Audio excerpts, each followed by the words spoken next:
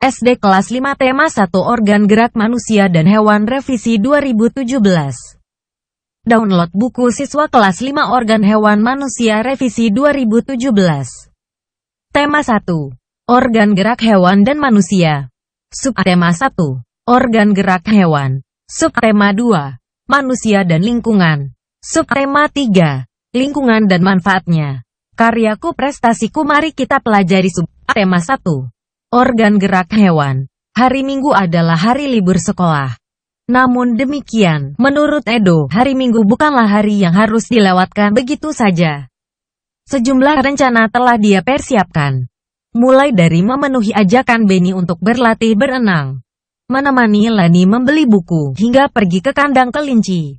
Dari sejumlah rencana tersebut, Edo lebih memilih untuk pergi ke kandang kelinci. Setelah membantu ibu membersihkan rumah, Edo pamit untuk berkunjung ke rumah Pak Rudi. Pak Rudi adalah peternak kelinci yang sukses di kampungnya.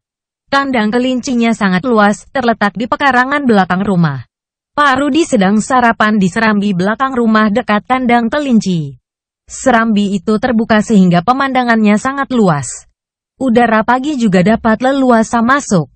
Selesai sarapan, Pak Rudi mengajak Edo untuk melihat-lihat kandang kelinci. Edo senang sekali. Dia melihat kelinci meloncat-loncat saling berkejar-kejaran. "Kamu terlihat senang sekali, Edo," kata Pak Rudi. "Benar, Pak Rudi. Saya senang memperhatikan kelinci-kelinci yang lincah meloncat ke sana kemari," jawab Edo. Memang demikian, Edo. Kelinci dapat meloncat-loncat dan berlari seperti tidak pernah lelah karena memiliki organ gerak yang kuat, kata Pak Rudi. Ayo membaca. Judul: Organ gerak manusia dan hewan. Salah satu ciri dari makhluk hidup adalah bergerak. Secara umum, gerak dapat diartikan berpindah tempat atau perubahan posisi sebagian atau seluruh bagian dari tubuh. Makhluk hidup akan bergerak apabila ada rangsangan yang mengenai sebagian atau seluruh bagian tubuhnya. Gerak pada manusia dan hewan menggunakan organ gerak yang tersusun dalam sistem gerak.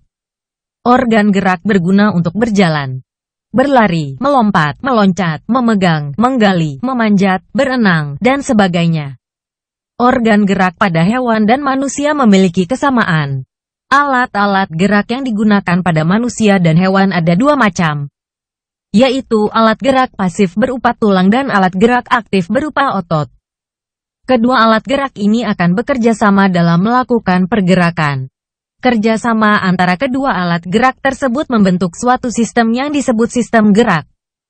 Tulang disebut alat gerak pasif karena tulang tidak dapat bergerak dengan sendirinya tanpa adanya alat gerak aktif yang memengaruhi tulang.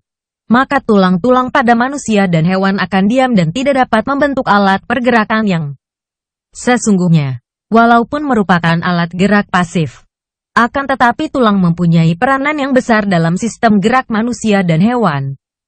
Otot disebut alat gerak aktif karena otot memiliki suatu senyawa kimia yang membuatnya dapat bergerak. Pada saat otot yang menempel pada tulang bergerak, otot tersebut akan membuat tulang bergerak. Teks berjudul Organ Gerak Manusia dan Hewan terdiri atas 5 paragraf. Masing-masing paragraf tersusun dari ide atau gagasan pokok ditambah dengan kalimat-kalimat pengembang. Ide pokok adalah gagasan yang menjadi dasar sebuah paragraf. Ide pokok disajikan ke dalam bentuk kalimat utama. Kalimat utama yang memuat ide pokok ini bisa berada di awal paragraf, di tengah paragraf, atau di akhir paragraf. Ide pokok paragraf 1. Salah satu ciri dari makhluk hidup adalah bergerak. Kalimat pengembang. Secara umum gerak dapat diartikan berpindah tempat atau perubahan posisi sebagian atau seluruh bagian dari tubuh makhluk hidup. Ide pokok paragraf 2. Titik, titik, titik. Kalimat pengembang. Titik, titik, titik. Ide pokok paragraf 3. Titik, titik, titik. Kalimat pengembang. Titik, titik, titik. Ide pokok paragraf 4. Titik, titik, titik. Kalimat pengembang. Titik, titik, titik. Ide pokok paragraf 5. Titik, titik, titik. Kalimat pengembang. Titik, titik, titik. Kembangkan menjadi suatu paragraf. Organ gerak terdiri atas 2 macam. Organ gerak banyak sekali fungsinya. Tanpa organ gerak, manusia tidak dapat bergerak. Kamu sudah berhasil menentukan ide pokok dari masing-masing paragraf bacaan organ gerak manusia dan hewan di atas. Sekarang, coba diskusikan dengan temanmu tentang ide pokok suatu bacaan. Diskusikan tentang hal-hal berikut. 1. Pengertian ide pokok bacaan. 2. Fungsi ide pokok bacaan. 3. Cara menentukan ide pokok bacaan. 4. Tuliskan kesimpulan yang dapat kalian ambil dari diskusi ini. Untuk mengetahui seberapa jauh pemahamanmu tentang ide pokok suatu bacaan, carilah satu bacaan kemudian tentukan ide pokok dari masing-masing paragraf. Tunjukkan hasilnya kepada teman, orang tua, atau gurumu untuk dievaluasi, dinilai. Tuliskan hasil evaluasinya, penilaiannya pada kolom berikut. Pembelajaran 2. Edo semakin menyukai kelinci. Selain bulunya lebat, gerakannya juga lincah. Sayur kesukaan Edo juga sama dengan makanan kelinci, yaitu wortel. Rangkaian gambar dan cerita. Edo dan kelinci. Pak Rudi mengajak Edo ke kandang kelinci miliknya. Kandangnya sangat luas. Kelincinya banyak sekali. Pak Rudi dan Edo memberi makan kelinci. Mereka memberikan wortel. Kelinci sangat suka makan wortel. Semua kelinci berkumpul mendekat pada Edo. Edo senang sekali.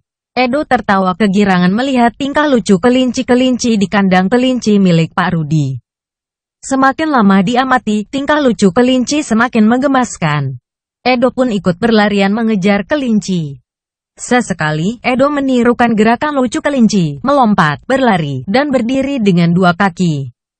Gambar cerita merupakan gambar atau serangkaian gambar yang mengandung sebuah cerita. Contoh gambar cerita adalah gambar ilustrasi.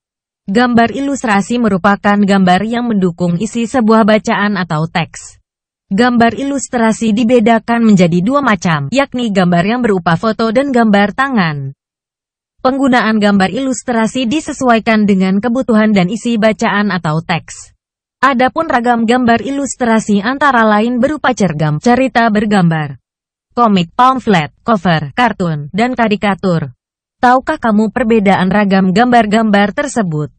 Untuk meningkatkan keterampilanmu dalam menggambar, buatlah gambar ilustrasi. Gambar ilustrasi merupakan penggambaran dari sebuah teks. Tujuan ilustrasi adalah untuk memperjelas, memperindah, dan menerangkan isi atau informasi dari sebuah bacaan. Objek gambar ilustrasi dapat berupa gambar manusia, hewan, dan tumbuh-tumbuhan serta benda-benda yang ada di sekitar kita. Objek gambar ini harus disesuaikan dengan isi atau bacaan. Langkah-langkah membuat gambar ilustrasi adalah sebagai berikut. 1. Gagasan-gagasan bersumber dari bacaan. Setelah menentukan gagasan, tentukanlah adegan apa yang akan digambar. Siapa saja tokohnya, bagaimana suasananya, serta media yang akan digunakan. 2. Sketsa-sketsa adalah rancangan gambar yang dibuat sesuai dengan gagasan. Membuat sketsa harus berhati-hati, perhatikan bagaimana tata letak dan ukuran objek yang digambar. 3. Pewarnaan. Adapun media gambar yang bisa kamu gunakan untuk menggambar adalah 1. Media alas gambar. Media alas merupakan media atau tempat untuk menuangkan gambar. Kamu dapat menggunakan kanvas, kain, kertas, atau bahkan kaca dan komputer. Media ini juga berpengaruh pada pemilihan media pewarna yang digunakan. Selain itu juga berpengaruh pada awet dan tidaknya hasil gambar pada saat disimpan. 2. Media pewarna A. Pensil warna. Jenis pensil ini banyak mengandung lilin. Pilihan warnanya pun banyak sekali. B. Cat air. Cat air adalah pewarna yang terlebih dahulu dicampur dengan air sebelum dipergunakan. Ada dua macam cat air, yakni transparan dan tidak transparan. Setelah sketsa selesai dibuat, kamu dapat mewarnainya. Pewarnaan dapat dilakukan dengan dua cara. Pertama, memberi warna sesuai dengan aslinya. Kedua, memberi warna berdasarkan imajinasi sendiri. Kamu dapat menggunakan cat air, cat minyak, pensil warna, spidol, dan lain-lain. Untuk dapat menceritakan apa yang terkandung dalam gambar diperlukan ketelitian dalam mengamati gambar. Selain itu juga diperlukan kemampuan dalam berbahasa, baik lisan maupun tulis. Coba ceritakan rangkaian gambar ilustrasi berikut sesuai pemahamanmu. Seekor induk kelinci memiliki 3 anak. Induk kelinci sangat menyayangi ketiga anaknya. Anaknya yang sedang menyusu pada induknya. Induk kelinci dengan sabar menunggu anaknya menyusu padanya sampai kenyang. Di dekat semak-semak, seekor kelinci yang kelaparan sedang makan wortel. Dengan lahapnya kelinci tersebut memakan wortel tersebut. Wortel merupakan makanan favorit bagi kelinci-kelinci tersebut. Seekor kelinci sedang melompat-lompat. Kaki-kakinya yang kuat menghentak ke tanah sehingga lompatan jauh dan cepat. Kelinci-kelinci itu berlompat mengitari kandangnya. Kelinci bisa melompat karena memiliki organ gerak yaitu keempat kakinya. Edo mempunyai 3 ekor kelinci di rumah. Edo sangat sayang pada kelinci-kelincinya.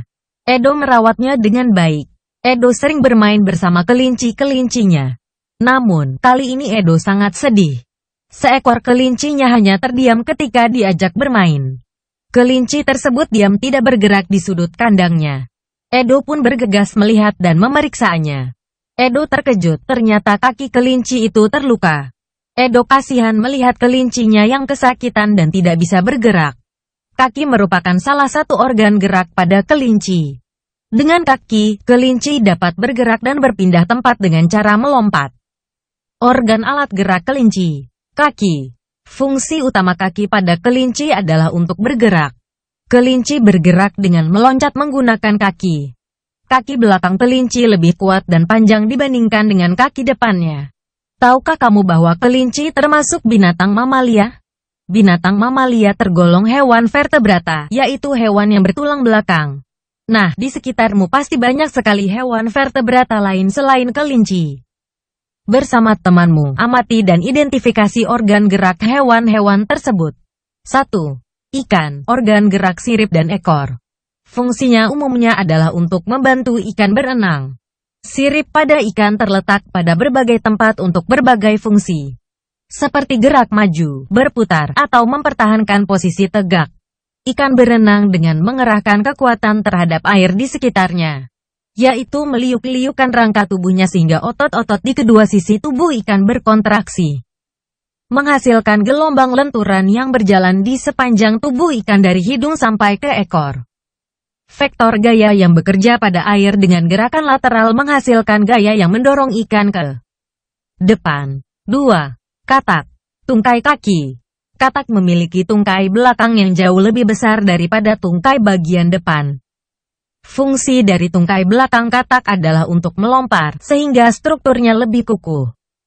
Sedangkan tungkai depan berfungsi sebagai penahan tubuh saat mendarat. Katak mempunyai tulang belakang yang panjang dan otot yang kuat. Oleh karena itu, katak dapat melompat dengan tinggi. Selain itu, katak juga mempunyai selaput renang yang memberikan tekanan kuat saat katak berada dalam air, sehingga katak dapat bergerak. 3. Burung, sayap dan kaki.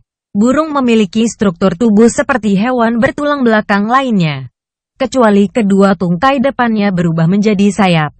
Burung mempunyai sejumlah ciri-ciri khusus yang berhubungan dengan kemampuan terbang. Ciri-ciri khusus itu sebagai berikut. A.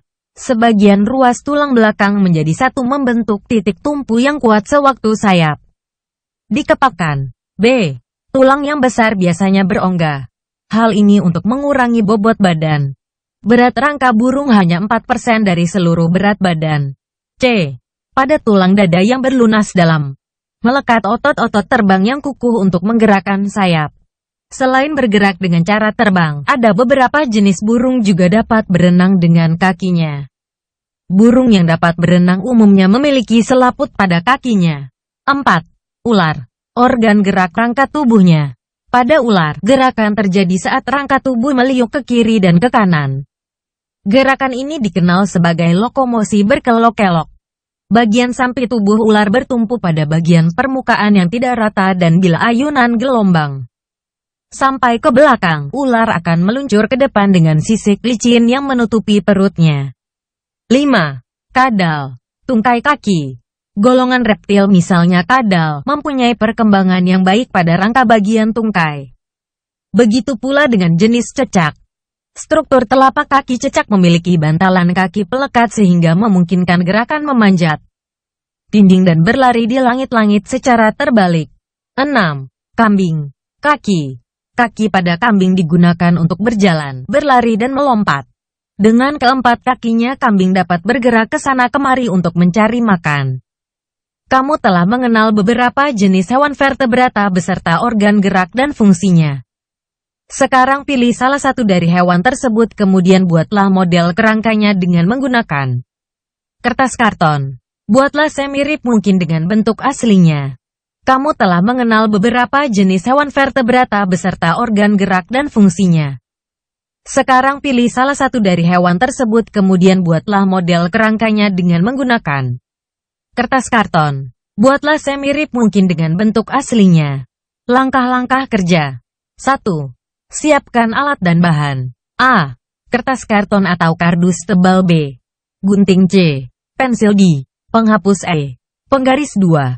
Gambarlah pola pada kertas. Buatlah pola perbagian sesuai dengan bagian-bagian tubuh hewan yang kamu pilih. Misalnya bagian kaki sendiri, bagian badan sendiri, dan lain-lain. Gambar pola akan sangat menentukan hasilnya. Jadi, gambarlah pola dengan bentuk dan ukuran yang tepat antar bagiannya agar pada saat menggabungkannya nanti dapat menempel dengan baik dan menghasilkan bentuk hewan keseluruhan yang sesuai dengan aslinya. 3. Guntinglah kertas sesuai pola. Arah guntingan harus tepat pada garis dan gambar pola yang telah dibuat. 4. Gabungkan bagian-bagian yang telah digunting menjadi sebuah model kerangka hewan. Coba perhatikan contoh berikut.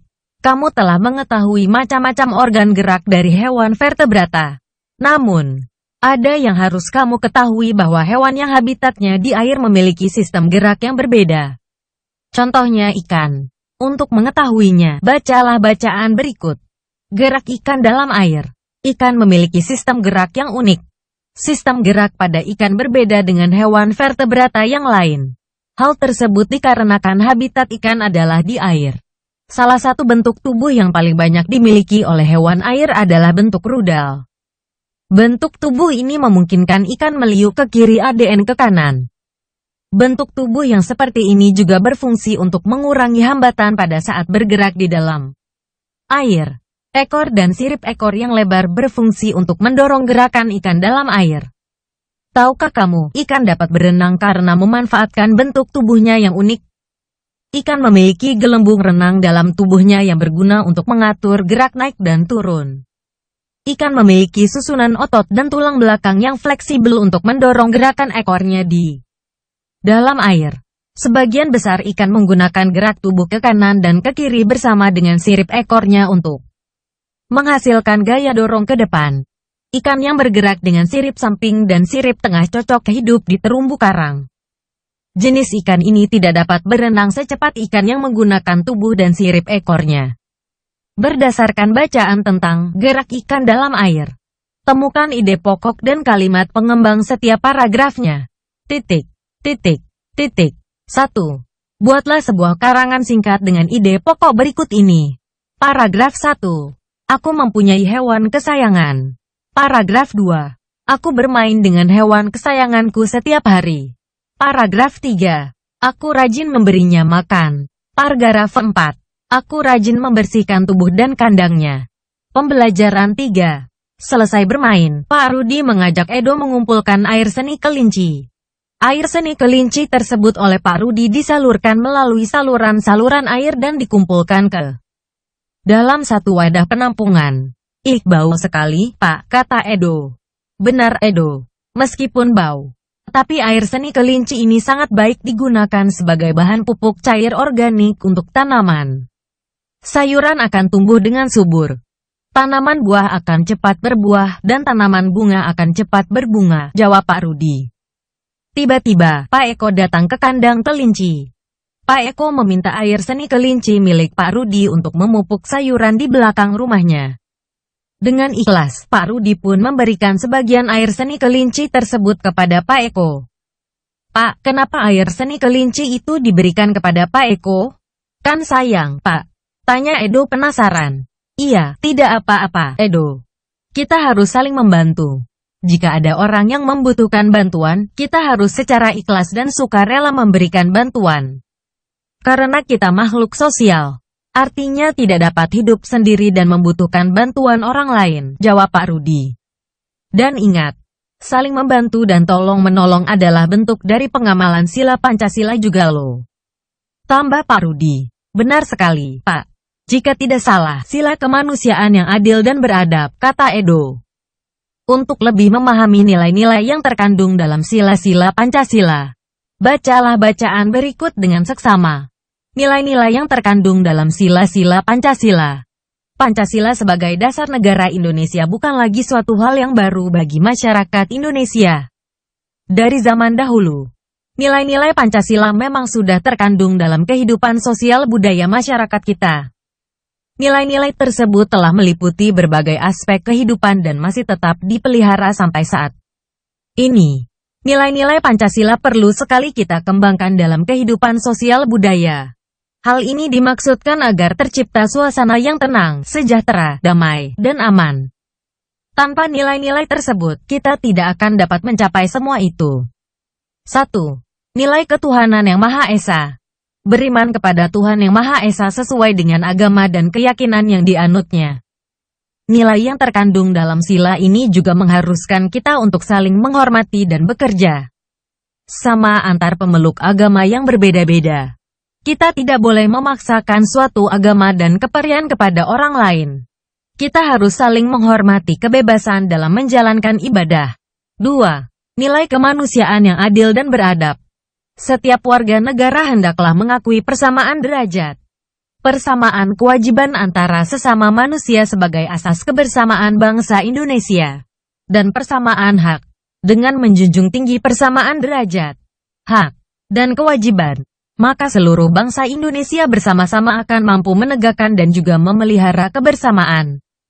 Penerapan nilai ini dalam kehidupan sehari-hari adalah dengan mengembangkan rasa saling mencintai sesama manusia, sikap tenggang rasa, menjunjung tinggi nilai-nilai kemanusiaan, gemar melakukan kegiatan kemanusiaan, serta berani menegakkan kebenaran dan keadilan. 3. Persatuan Indonesia. Makna dan nilai yang terkandung dalam sila ini adalah menjaga persatuan dan kesatuan negara Republik Indonesia, dengan menerapkan sikap cinta tanah air, rela berkorban demi bangsa dan negara, serta memajukan pergaulan demi persatuan dan kesatuan bangsa yang berbineka tunggal ika. 4. Kerakyatan yang dipimpin oleh hikmat kebijaksanaan dalam permusyawaratan, perwakilan. Setiap warga negara memiliki kedudukan yang sama. Kedudukan yang sama tersebut hendaknya digunakan secara sadar dengan mengutamakan kepentingan negara dan masyarakat. Selain itu, warga negara Indonesia harus selalu mengutamakan musyawarah untuk mufakat dalam menyelesaikan suatu persoalan bersama. Penerapan dalam sikap sehari-hari adalah dengan mengutamakan kepentingan umum di atas kepentingan pribadi dan golongan, tidak memaksakan kehendak kepada orang lain, serta mengutamakan budaya musyawarah dalam menyelesaikan masalah dengan diliputi oleh semangat kekeluargaan. 5. Nilai-nilai keadilan sosial bagi seluruh rakyat Indonesia. Kita harus menghindarkan diri dari sifat pemborosan, selalu bergaya hidup mewah, dan perbuatan-perbuatan yang merugikan kepentingan umum. Bekerja keras dan menghargai hasil kerja keras orang lain sangat dibutuhkan dalam mewujudkan sikap kebersamaan. Di samping itu, harus dikembangkan pula sikap adil terhadap sesama, menghormati hak orang lain, serta menolong dan menghargai orang lain. Gotong royong. Sila K. Rajin beribadah. Sila K. Melaksanakan hasil keputusan musyawarah secara bertanggung jawab. Sila K. Tidak membeda-bedakan antara yang kaya dengan yang miskin. Sila K. Memberikan kesempatan kepada orang tua untuk duduk ketika berada di angkutan umum. Sila K. 45 butir-butir Pancasila yang baru sesuai dengan TAP MPR No. IMPR 2003. Sila pertama. Ketuhanan yang Maha Esa. Bangsa Indonesia menyatakan kepercayaannya dan ketakwaannya terhadap Tuhan yang Maha Esa. Manusia Indonesia percaya dan takwa terhadap Tuhan yang Maha Esa.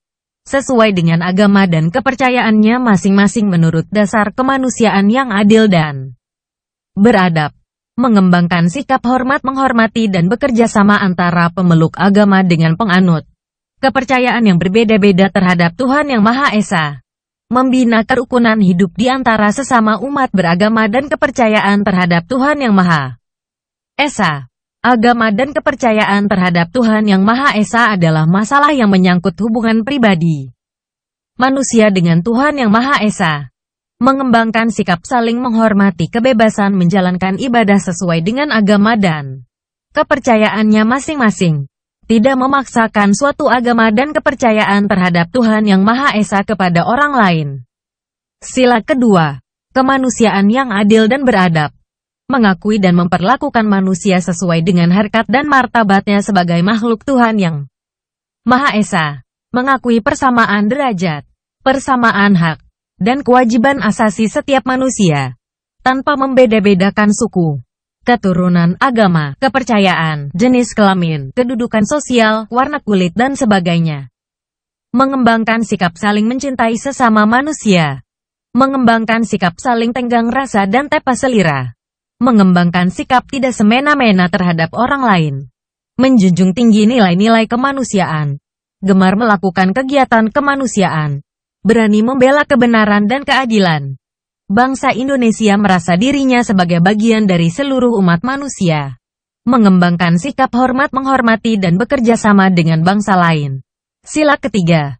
Persatuan Indonesia mampu menempatkan persatuan, kesatuan, serta kepentingan dan keselamatan bangsa dan negara sebagai kepentingan bersama di atas kepentingan pribadi dan golongan. Sanggup dan rela berkorban untuk kepentingan negara dan bangsa apabila diperlukan. Mengembangkan rasa cinta kepada tanah air dan bangsa. Mengembangkan rasa kebanggaan berkebangsaan dan bertanah air Indonesia. Memelihara ketertiban dunia yang berdasarkan kemerdekaan, perdamaian abadi, dan keadilan sosial. Mengembangkan persatuan Indonesia atas dasar Bhinneka Tunggal Ika. Memajukan pergaulan demi persatuan dan kesatuan bangsa. Sila keempat. Kerakyatan yang dipimpin oleh hikmat kebijaksanaan dalam permusyawaran, perwakilan sebagai warga negara dan warga masyarakat. Setiap manusia Indonesia mempunyai kedudukan, hak, dan kewajiban yang sama. Tidak boleh memaksakan kehendak kepada orang lain. Mengutamakan musyawarah dalam mengambil keputusan untuk kepentingan bersama. Musyawarah untuk mencapai mufakat diliputi oleh semangat kekeluargaan. Menghormati dan menjunjung tinggi setiap keputusan yang dicapai sebagai hasil musyawarah. Dengan iktikat baik dan rasa tanggung jawab menerima dan melaksanakan hasil keputusan musyawarah. Di dalam musyawarah diutamakan kepentingan bersama di atas kepentingan pribadi dan golongan. Musyawarah dilakukan dengan akal sehat dan sesuai dengan hati nurani yang luhur. Keputusan yang diambil harus dapat dipertanggungjawabkan secara moral kepada Tuhan Yang Maha Esa. Menjunjung tinggi harkat dan martabat manusia. Nilai-nilai kebenaran dan keadilan mengutamakan persatuan dan kesatuan demi kepentingan bersama. Memberikan kepercayaan kepada wakil-wakil yang dipercayai untuk melaksanakan pemusyawaratan. Sila kelima. Keadilan sosial bagi seluruh rakyat Indonesia mengembangkan perbuatan yang luhur. Yang mencerminkan sikap dan suasana kekeluargaan dan kegotong royongan. Mengembangkan sikap adil terhadap sesama. Menjaga keseimbangan antara hak dan kewajiban. Menghormati hak orang lain. Suka memberi pertolongan kepada orang lain agar dapat berdiri sendiri. Tidak menggunakan hak milik untuk usaha-usaha yang bersifat pemerasan terhadap orang lain. Tidak menggunakan hak milik untuk hal-hal yang bersifat pemborosan dan gaya hidup mewah. Tidak menggunakan hak milik untuk bertentangan dengan atau merugikan kepentingan umum. Suka bekerja keras. Suka menghargai hasil karya orang lain yang bermanfaat bagi kemajuan dan kesejahteraan bersama. Suka melakukan kegiatan dalam rangka mewujudkan kemajuan yang merata dan berkeadilan sosial.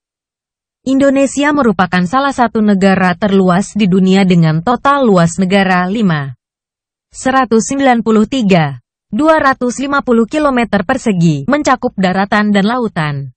Hal ini menempatkan Indonesia sebagai negara terluas ketujuh di dunia setelah Rusia, Kanada, Amerika Serikat, China, Brasil, dan Australia. Jika dibandingkan dengan luas negara-negara di Asia, Indonesia berada di peringkat kedua.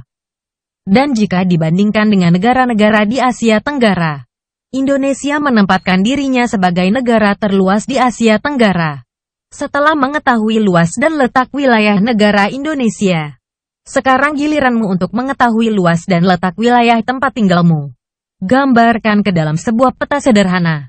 Untuk mendapatkan data dan informasi yang akurat, kamu bisa melakukan pengamatan langsung dan bertanya kepada para pengurus RT, RW, atau tokoh masyarakat di wilayah tempat tinggalmu. Adapun yang harus kamu tampilkan pada peta adalah sebagai berikut. 1. Pertegas posisi rumahmu. 2. Batas-batas RT. 3. Rumah. 4. Jalan. 5. Ladang, kebun, sawah, bukit, atau hutan. 6. Sungai atau aliran air. Mengenali wilayah tempat tinggal kita akan menjadikan kita lebih mencintai lingkungan tempat tinggal kita. Bagaimana dengan kamu? Seberapa kenalkah kamu terhadap lingkungan tempat tinggalmu? Agar semakin mengenal lingkunganmu, buatlah cerita singkat berdasarkan peta wilayah yang telah kamu buat. Bacakan ceritamu di depan teman-temanmu. Pada saat salah seorang temanmu bercerita tentang wilayah tempat tinggalnya, dengarkan dengan saksama dan temukan ide-ide pokok ceritanya. Pembelajaran 4. Denah kandang kelinci meliputi tempat pakan dan minum, indukan 1, 2, 3. Kandang pembesaran, kandang pejantan, saluran kotoran, penampung kotoran dan air seni, tata letak bangunan, sanitasi, jalan, dan pembuangan limbah. Kandang kelinci Pak Rudi sangat rapi. Dengan demikian, setiap pengunjung yang datang akan merasa nyaman. Sebelum membangun kandang kelinci, Pak Rudi telah mempersiapkan segala sesuatunya dengan membuat denah. Tahukah kamu apa itu denah? Denah merupakan gambaran tentang tata letak dalam suatu ruangan atau tempat. Gambaran yang lebih luas dibandingkan dengan denah adalah peta. Peta merupakan gambaran dengan menggunakan skala tertentu mengenai suatu daerah. Pada pembelajaran sebelumnya, kamu sudah mengetahui luas dan letak wilayah negara Indonesia dengan menggunakan peta. Dengan peta kita juga bisa mengetahui kondisi geografis negara Indonesia. Kondisi geografi Pulau Jawa. Jawa bertetangga dengan Sumatera di sebelah barat, Bali di timur, Kalimantan di utara, dan Pulau Natal di selatan. Pulau Jawa merupakan pulau ke-13 terbesar di dunia. Perairan yang mengelilingi pulau ini ialah Laut Jawa di utara, Selat Sunda di barat, Samudra Hindia di selatan, serta Selat Bali dan Selat Madura di timur. Jawa memiliki luas sekitar 126,700 km persegi. Sungai yang terpanjang ialah Bengawan Solo, yaitu sepanjang 600 km. Sungai ini bersumber di Jawa bagian tengah, tepatnya di Gunung Berapi Lawu. Aliran sungai kemudian mengalir ke arah utara dan timur, menuju muaranya di Laut Jawa di dekat kota Surabaya. Hampir keseluruhan wilayah Jawa pernah memperoleh dampak dari aktivitas gunung berapi. Terdapat 38 gunung yang terbentang dari timur ke barat pulau ini, yang kesemuanya pada waktu tertentu pernah menjadi gunung berapi aktif. Gunung berapi tertinggi di Jawa adalah Gunung Semeru, 3.676 meter. Sedangkan gunung berapi paling aktif di Jawa dan bahkan di Indonesia adalah Gunung Merapi 2.968 meter, serta Gunung Kelut 1.731 meter. Gunung-gunung dan dataran tinggi yang berjarak berjauhan membantu wilayah pedalaman terbagi menjadi beberapa daerah yang relatif terisolasi dan cocok untuk persawahan lahan basah. Lahan persawahan padi di Jawa adalah salah satu yang tersubur di dunia. Jawa adalah tempat pertama penanaman kopi di Indonesia, yaitu sejak tahun 1699. Kini, kopi Arabica banyak ditanam di dataran tinggi Ijen baik oleh para petani kecil maupun oleh perkebunan-perkebunan besar. Dataran tinggi Parahyangan dilihat dari Bogor, tahun 1865 sampai tahun 1872. Suhu rata-rata sepanjang tahun adalah antara 22 derajat Celcius sampai 29 derajat Celcius dengan kelembaban rata-rata 75%. Daerah pantai utara biasanya lebih panas dengan rata-rata 34 derajat Celcius pada siang hari di musim kemarau. Daerah pantai selatan umumnya lebih sejuk daripada pantai utara. Dan daerah dataran tinggi di pedalaman lebih sejuk lagi.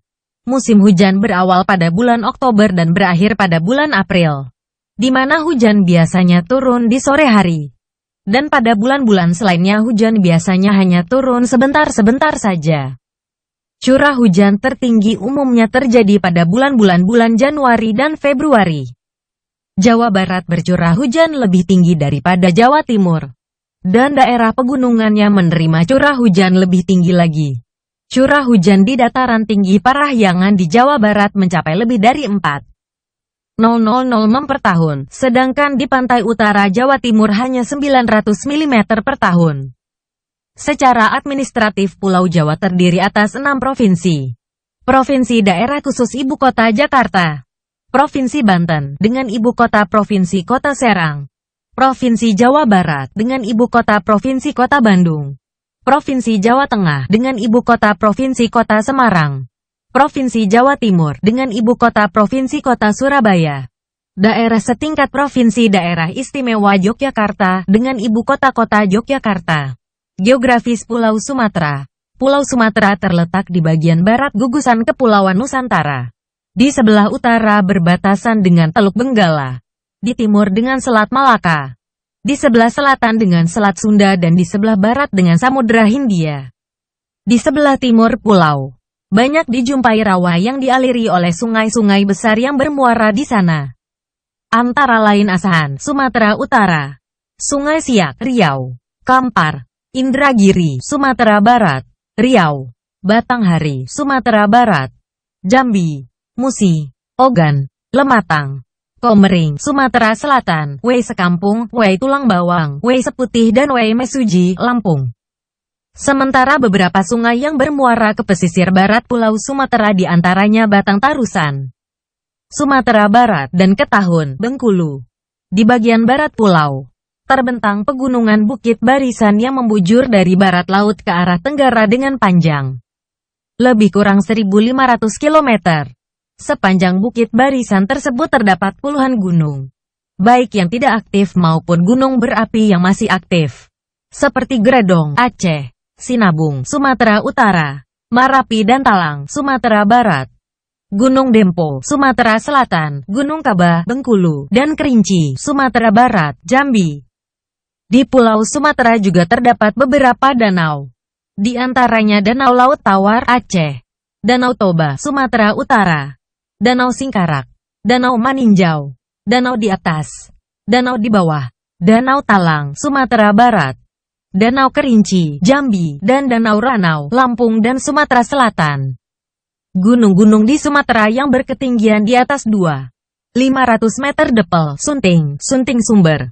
Artikel utama untuk bagian ini adalah Daftar gunung di Sumatera. Gunung Bandahara, Aceh, 3.030 m, Gunung Dempo, Sumatera Selatan, 3.159 meter, Gunung Geredong, Aceh, 2.885 meter, Gunung Kerinci, Sumatera Barat dan Jambi, 3.805 meter, Gunung Leser, Aceh, 3.172 meter, Gunung Marapi, Sumatera Barat, 2.891 meter, Gunung Perkison, Aceh, 2.828 meter, Gunung Singgalang, Sumatera Barat, 2.877 meter, Gunung Talamau, Sumatera Barat, 2.912 meter, Gunung Talang, Sumatera Barat, 2.597 meter, Provinsi, Ibu Kota, Populasi, Aceh, Ibu Kotanya Banda Aceh.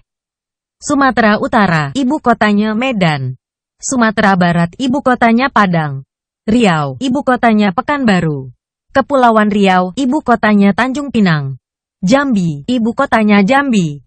Bengkulu, Ibu Kotanya Bengkulu. Sumatera Selatan, Ibu Kotanya Palembang. Kepulauan Bangka Belitung, Ibu Kotanya Pangkal Pinang. Lampung Bandar, Ibu Kotanya Lampung. Geografi Pulau Kalimantan. Gunung Kinabalu adalah gunung tertinggi di Kalimantan. Pulau Kalimantan terletak di sebelah utara Pulau Jawa, sebelah timur Selat Melaka, sebelah barat Pulau Sulawesi dan sebelah selatan Filipina. Luas Pulau Kalimantan adalah 743,330 km persegi. Pulau Kalimantan dikelilingi oleh Laut Cina Selatan di bagian barat dan utara-barat, Laut Sulu di utara-timur, Laut Sulawesi dan Selat Makassar di timur serta Laut Jawa dan Selat Karimata di bagian selatan. Gunung Kinabalu, 4095 meter, yang terletak di Sabah, Malaysia ialah lokasi tertinggi di Kalimantan. Selain itu terdapat pula Gunung Palung, Gunung Lumut, dan Gunung Liang Peran.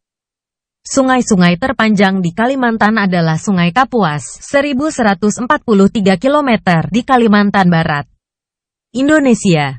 Sungai Barito, 880 km di Kalimantan Tengah.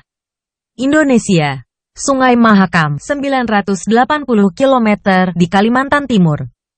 Indonesia. Sungai Rajang, 562,5 km di Sarawak, Malaysia.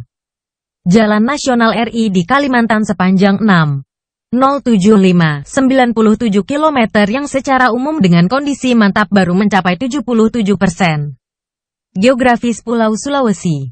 Sulawesi merupakan pulau terbesar keempat di Indonesia setelah Papua, Kalimantan dan Sumatera dengan luas daratan 174,600 km persegi. Bentuknya yang unik menyerupai bunga mawar laba-laba atau huruf K besar yang membujur dari utara ke selatan dan 3 semenanjung yang membujur ke timur laut, timur, dan tenggara. Pulau ini dibatasi oleh Selat Makassar di bagian barat dan terpisah dari Kalimantan serta dipisahkan juga dari Kepulauan Maluku oleh Laut Maluku. Sulawesi berbatasan dengan Borneo di sebelah barat, Filipina di utara, Flores di selatan, Timor di tenggara, dan Maluku di sebelah timur. Daftar gunung di Sulawesi. Gunung Lokon, 1. 689 mil. Gunung Klabat. Gunung Soputan. Gunung Mekongga, 2. 620 mil. Gunung Mahawu. Gunung Bawakaraeng, 2. 705 mil. Gunung Latimojong, 3. 680 mil. Gunung Karangetang. Gunung Awu, Gunung Bawah Laut Sangihe, Gunung Gandang Dewata, 3.307 mil. Geografis Kepulauan Maluku. Kepulauan Maluku adalah sekelompok pulau di Indonesia yang merupakan bagian dari Nusantara. Kepulauan Maluku terletak di lempeng Australia. Ia berbatasan dengan Pulau Sulawesi di sebelah barat, Nugini di timur, dan Timor Leste di sebelah selatan, Palau di timur laut. Pada zaman dahulu, bangsa Eropa menamakannya. Secara geografis batas-batas antara Maluku Utara dan Provinsi Maluku di bagian-bagian utara. Barat Papua Provinsi di timur. Sulawesi Tenggara dan Sulawesi Tengah di barat. Dan Republik Demokratik Timor Leste dan Australia di selatan. Sementara secara total 581 daerah 376 km persegi yang terdiri dari 527.191 km persegi wilayah laut-laut dan 54.185 km persegi wilayah laut. Atau dengan kata lain sekitar 90% Provinsi Maluku merupakan daerah laut. Sebagai provinsi kepulauan, Maluku memiliki 559 pulau yang memiliki pulau-pulau yang relatif besar beberapa antara lain. Pulau Seram, 18.625 km persegi, Pulau Buru, 9.000 km persegi, Yamdena, 5.085 km persegi, dan Pulau Watar, 3.624 km persegi.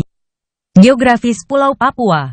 Papua adalah sebuah provinsi terluas Indonesia yang terletak di bagian tengah Pulau Papua atau bagian paling timur wilayah Papua milik Indonesia. Belahan timurnya merupakan negara Papua Nugini. Provinsi Papua dulu mencakup seluruh wilayah Papua bagian barat. Namun sejak tahun 2003 dibagi menjadi 2 provinsi dengan bagian timur tetap memakai nama Papua. Sedangkan bagian baratnya memakai nama Papua Barat. Papua memiliki luas 808,105 km persegi dan merupakan pulau terbesar kedua di dunia dan terbesar pertama di Indonesia. Batas utara, Samudra Pasifik. Batas selatan, Samudra Hindia, Laut Arafuru, Teluk Carpentaria, Australia. Batas barat, Kepulauan Maluku. Batas timur, Papua Nugini, Gunung Gunung Puncak Kartens Piramid 4,884 meter. Depel merupakan gunung tertinggi di Indonesia. Aktif Puncak Jaya 4,860 meter. Depel. Puncak Trikora 4,730 meter. Depel. Geografis Pulau Bali. Pulau Bali adalah bagian dari Kepulauan Sunda kecil sepanjang 153 km dan selebar 112 km sekitar 2 km dari Pulau Jawa.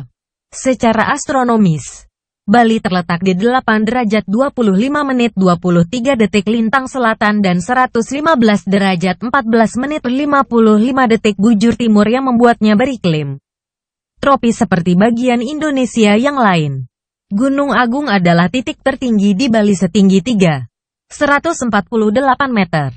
Gunung berapi ini terakhir meletus pada Maret tahun 1963. Gunung Batur juga salah satu gunung yang ada di Bali. Sekitar 30.000 tahun yang lalu, Gunung Batur meletus dan menghasilkan bencana yang dahsyat di bumi. Berbeda dengan di bagian utara.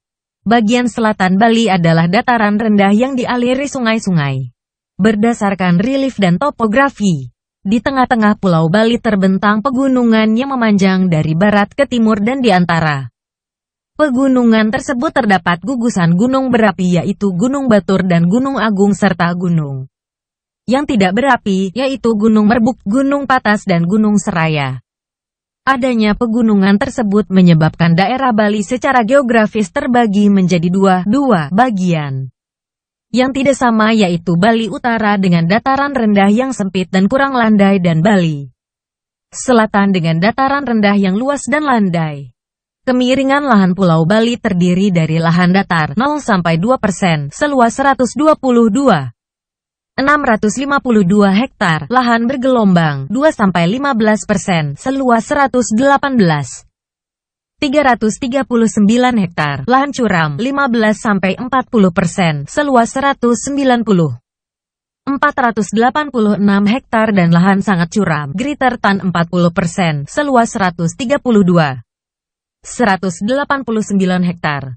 Provinsi Bali memiliki 4 buah danau yang berlokasi di daerah pegunungan, yaitu Danau Beratan atau Bedugul, Buyan, Tamblingan, dan Batur. Alam Bali yang indah menjadikan Pulau Bali terkenal sebagai daerah wisata. Ibu kota Bali adalah Denpasar. Tempat-tempat penting lainnya adalah Ubud sebagai pusat kesenian dan peristirahatan. Terletak di Kabupaten Gianyar. Nusa Lembongan adalah sebagai salah satu tempat menyelam, diving, terletak di Kabupaten Klungkung. Sedangkan Kuta, Seminyak, Jimbaran dan Nusa Dua adalah beberapa tempat yang menjadi tujuan utama pariwisata. Baik wisata pantai maupun tempat peristirahatan, spa, dan lain-lain, terletak di Kabupaten Badung. Luas wilayah Provinsi Bali adalah 636,66 km persegi atau 0,29% luas wilayah Negara Kesatuan Republik Indonesia. Secara administratif Provinsi Bali terbagi atas 8 kabupaten, 1 kota madya, 55 kecamatan, dan 701 desa kelurahan. Batas wilayah: Utara, Laut Bali, Selatan, Samudra Hindia, Barat, Selat Bali, Provinsi Jawa Timur, Timur, Selat Lombok, Provinsi Nusa Tenggara Barat. Baca juga SD 5 IPA, Bab 2 Pencernaan pada Manusia Geografis Nusa Tenggara. Geografis Nusa Tenggara. Kepulauan Nusa Tenggara atau Kepulauan Sunda Kecil, sekarang kadang-kala digunakan dalam peta-peta geografis dunia, adalah gugusan pulau-pulau di sebelah timur Pulau Jawa. Dari Pulau Bali di sebelah barat, hingga Pulau Timor di sebelah timur. Kepulauan Barat Daya dan Kepulauan Tanimbar yang merupakan bagian dari wilayah Provinsi Maluku. Secara geologis juga termasuk dalam Kepulauan Nusa Tenggara. Secara administratif, Kepulauan Nusa Tenggara termasuk wilayah negara Indonesia. Kecuali bagian timur Pulau Timor termasuk wilayah negara Timor Leste. Di awal kemerdekaan Indonesia, kepulauan ini merupakan wilayah Provinsi Sunda Kecil yang beribu kota di Kota Singaraja. Kini terdiri atas 3 provinsi, berturut-turut dari Barat, Bali, Nusa Tenggara Barat, dan Nusa Tenggara Timur. Pulau-pulau Kepulauan Sunda kecil bagian utara ditemukan adanya kemenerusan gunung api yang menandakan pulau-pulau tersebut merupakan pulau-pulau busur kepulauan vulkanik. Di antaranya Pulau Bali, Lombok, Sumbawa, Flores dan Wouter. Sedangkan bagian dari Kepulauan Sunda kecil selatan, seperti Pulau Sumba dan Pulau Timor, tidak ditemukannya kemenerusan gunung api aktif. Pulau-pulau utama, Nusa Tenggara Barat, Pulau Lombok, Pulau Sumbawa, Pulau Sangyang, Pulau Moyo Nusa Tenggara Timur, Pulau Komodo, Pulau Flores, Pulau Palu, Pulau Adonara, Pulau Solor, Pulau Lomblen, Pulau Lembata, Pulau Pantar, Pulau Alor, Pulau Sumba, Pulau Timor, Pulau Sawu, Pulau Rote. Setelah kamu mengetahui kondisi geografis wilayah negara Indonesia, sekarang giliranmu untuk mengetahui kondisi geografis wilayah tempat tinggalmu. Gambarkan ke dalam sebuah peta sederhana. Untuk mendapatkan data dan informasi yang akurat, kamu bisa melakukan pengamatan langsung dan bertanya kepada para pengurus RT dan RW ataupun tokoh masyarakat di wilayah tempat tinggalmu. Luas, letak, dan kondisi geografis negara Indonesia merupakan modal dasar yang sangat penting bagi pembangunan nasional dan pemerataan hasil-hasilnya. Namun demikian, semuanya itu harus didukung dengan perilaku dan sikap positif yang sesuai dengan nilai-nilai luhur yang terkandung dalam sila-sila Pancasila. Sikap dan perilaku negatif yang bertentangan dengan nilai-nilai luhur yang terkandung dalam sila-sila Pancasila akan menjadi penghambat pembangunan nasional. Gotong royong modal dasar pembangunan. Gotong royong merupakan modal dasar bagi terciptanya suasana kemasyarakatan yang harmonis. Mengapa demikian? Karena dengan bergotong royong, masyarakat akan sering melakukan silaturahmi dan kerjasama, sehingga terjalinlah solidaritas. Seiring dengan munculnya rasa solidaritas inilah, akan muncul juga rasa empati dan simpatik di antara masyarakat yang akan mempererat dan memperkuat hubungan masyarakat. Tidak ada perbedaan dalam prinsip gotong royong. Gotong royong adalah kerja bersama, memeras keringat secara bersama, dan perjuangan saling bantu-membantu secara bersama. Gotong royong dilakukan demi mencapai tujuan bersama, tidak mempedulikan agama, suku, ataupun golongan. Prinsip-prinsip gotong royong sangat bermanfaat bagi pelaksanaan pembangunan nasional, karena semua masyarakat merasa saling memiliki. Masyarakat juga merasa mempunyai tujuan yang sama, yakni terwujudnya kehidupan yang sejahtera. Dengan bergotong royong, segala program pembangunan yang dicanangkan oleh pemerintah akan dapat dilaksanakan dengan baik, tanpa adanya gangguan yang disebabkan oleh ketidakharmonisan masyarakat. Catatan, musyawarah mufakat adalah nilai luhur bangsa yang harus terus diterapkan dalam kehidupan sehari-hari. Kebebasan memeluk agama atau kepercayaan adalah hak setiap warga negara. Selain pengetahuan dan keterampilan dalam beternak kelinci, ternyata Pak Rudi juga memiliki wawasan yang luas tentang bangsa dan negara. Pak Rudi banyak memberikan pengetahuan kepada Edo berkaitan dengan Pancasila dan kondisi geografis wilayah Indonesia. Pembelajaran 5. Ciri-ciri dan karakteristik khusus hewan kelinci. Berikut beberapa ciri-ciri dan karakteristik khusus dari hewan kelinci yang perlu kita ketahui. Memiliki ukuran tubuh yang sedikit lebih kecil daripada hewan kucing. Hampir seluruh bagian tubuhnya ditumbuhi oleh bulu-bulu yang berwarna putih, coklat, abu-abu, hitam, orange, dan sebagian lainnya ada yang memiliki warna campuran antara 2-3 warna. Memiliki sepasang mata yang digunakan sebagai indera penglihatan. Memiliki sepasang telinga yang digunakan sebagai indera pendengar. Memiliki sepasang kaki belakang dan sepasang kaki depan. Memiliki daun telinga yang berbentuk meruncing dan tinggi ke arah atas. Makanannya adalah sayur-sayuran, namun makanan kesukaannya adalah wortel. Berkembang biak dengan cara melahirkan, termasuk dalam kelompok hewan mamalia. Bergerak dengan cara berjalan atau berlari menggunakan bantuan kaki belakang. Sebagian besar spesies kelinci, dagingnya dapat dimanfaatkan sebagai makanan. Memiliki sepasang gigi depan yang besar dan digunakan untuk menggigit makanannya. Termasuk dalam hewan kosmopolit, sehingga dapat beradaptasi dengan segala iklim di seluruh belahan dunia. Umumnya, hidup berkelompok. Biasanya membuat sarang di bawah permukaan tanah, menggali lubang, atau di bawah bebatuan. Selalu siaga, sehingga agresif ketika ada ancaman di sekitarnya. Anak kelinci akan memakan rumput pertama kali ketika memasuki 14 hari. Dan baru mulai makan banyak saat memasuki 25 hari setelah dilahirkan. Masa kawin akan terjadi antara 1 sampai 2 minggu setelah disapih atau dipasahkan dari indukannya. Kelinci adalah hewan berusus 1. Ciri-ciri siput. Untuk Anda yang sedang mencari ciri-ciri siput atau juga ciri-ciri hewan siput, Anda bisa membacanya di bawah ini yang sudah kami rangkum untuk Anda. Silakan dibaca ciri-ciri khusus siput di bawah ini. 1. Memiliki sebuah cangkang untuk bersembunyi atau sebagai rumah. 2. Memiliki tekstur tubuh yang lembek dan lentur. 3. Siput memiliki sepasang mata yang sangat kecil. 4. Bergerak lambat. 5. Termasuk hewan moluska. Moluska adalah hewan lunak. 6. Tidak memiliki tulang belakang. 7. Terdapat lendir di tubuhnya. 8. Berkembang biak dengan cara bertelur. 9. Memakan tumbuhan seperti daun dan batang. 10.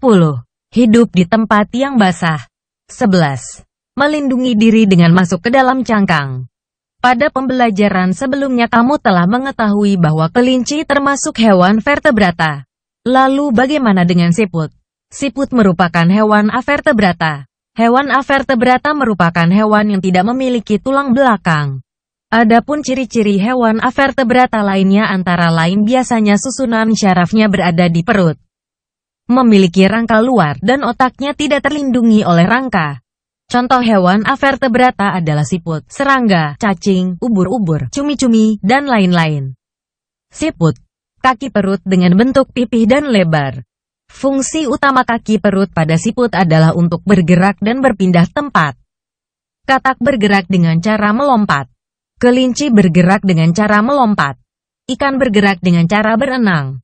Ular bergerak dengan cara melata. Cicak bergerak dengan cara melata. Bebek bergerak dengan cara berenang. Burung bergerak dengan cara terbang. Kelelawar bergerak dengan cara terbang. Kupu-kupu dengan cara terbang. Capung dengan cara terbang. Bacaan. Siput bukanlah hewan lemah. Siput, menurut sebagian orang dianggap sebagai hewan yang lamban dan menjijikan. Bahkan karena gerakannya yang lamban, tidak jarang orang membanding-bandingkannya dengan kelinci. Siput juga dianggap menjijikan karena tubuhnya yang penuh lendir. Sebenarnya siput memiliki kelebihan dan keistimewaan. Kelebihan dan keistimewaan siput ini merupakan karunia Tuhan yang tidak dimiliki oleh hewan-hewan lain. Apa saja kelebihan dan keistimewaan tersebut? Siput merupakan hewan yang berjasa dalam penguraian serpihan daun-daunan. Kenapa berjasa? Karena siput memakan daun-daunan dan menjadikannya bagian-bagian yang kecil, serpihan, sehingga mudah untuk diuraikan oleh bakteri pengurai.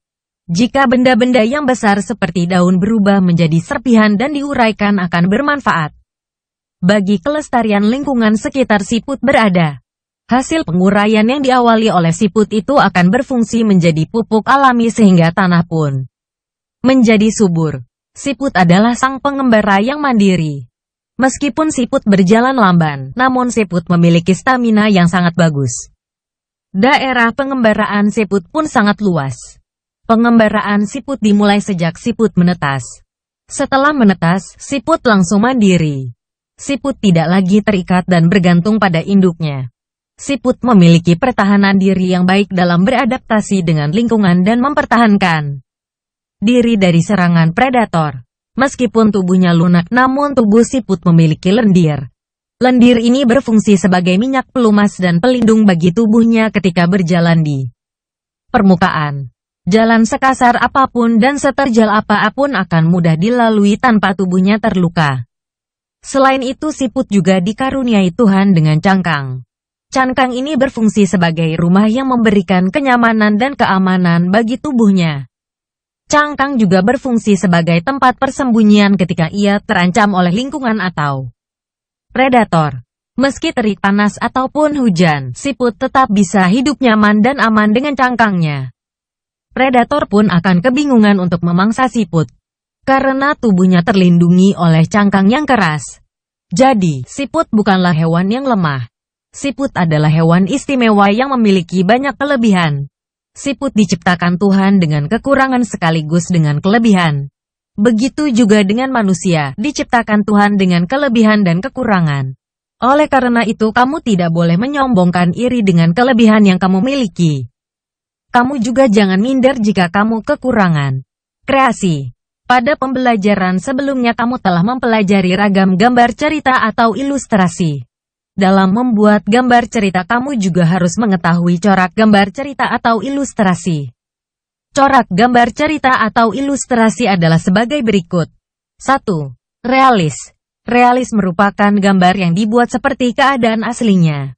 Baik bentuk, ukuran, dan tata letaknya. Contohnya seperti lukisan berjudul Kapal Dilanda Badai karya Raden Saleh. 2. Karikatur. Karikatur merupakan gambar yang melebih-lebihkan atau mengubah dari objek aslinya. Gambar karikatur menyajikan objek dengan karakter yang lucu dan aneh. Biasanya gambar karikatur mengandung kritikan dan sindiran. 3. Kartun. Kartun merupakan gambar yang berfungsi untuk menghibur dan berisikan humor. Gambar kartun dapat berupa tokoh binatang atau manusia. 4. Dekor. Dekoratif adalah gambar yang disajikan dengan mengubah bentuk objek aslinya namun tanpa menghilangkan ciri-ciri khasnya. Pembelajaran 6. Hari menjelang sore. Sudah saatnya Edo kembali ke rumah. Namun, sebelum pulang Edo membantu Pak Rudi membersihkan kandang kelinci. Kandang kelinci dibersihkan untuk menjaga kesehatan kelinci. Gerak kupu-kupu. Kupu-kupu adalah hewan yang lucu. Warnanya indah dan menarik. Banyak orang menyukainya. Dia terbang dan hinggap pada bunga-bunga. Badannya kecil, namun memiliki sayap yang lebar. Sukakah kamu pada kupu-kupu?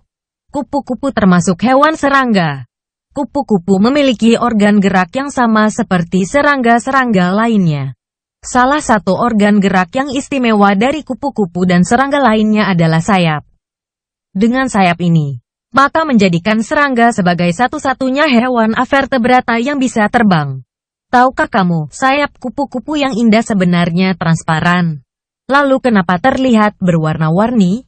Sayap kupu-kupu terlihat warna-warni karena perbedaan kecerahan pada setiap lapisan tipisnya. Kupu-kupu memiliki kemampuan terbang yang luar biasa. Kupu-kupu bisa terbang sejauh ribuan kilometer untuk mencari daerah yang hangat ketika musim dingin. Tiba, kupu-kupu akan kembali lagi menempuh jarak ribuan kilometer ketika musim semi tiba. Meskipun demikian, kupu-kupu tidak bisa terbang apabila suhu tubuhnya di bawah 30 derajat Celcius. Kamu telah mengetahui organ gerak hewan vertebrata dan avertebrata. Pada pembelajaran sebelumnya kamu telah mengetahui gerak kelinci, siput, kupu-kupu bersama kelompokmu.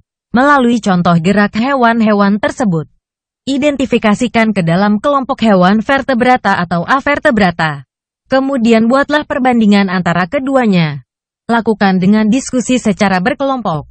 Hewan vertebrata terdapat tulang pada bagian belakang, yang terentang dari bagian bawah kepala hingga mencapai bagian ekor atau tulang ekor. Tubuh simetri biasanya bergerak lebih cepat daripada hewan avertebrata.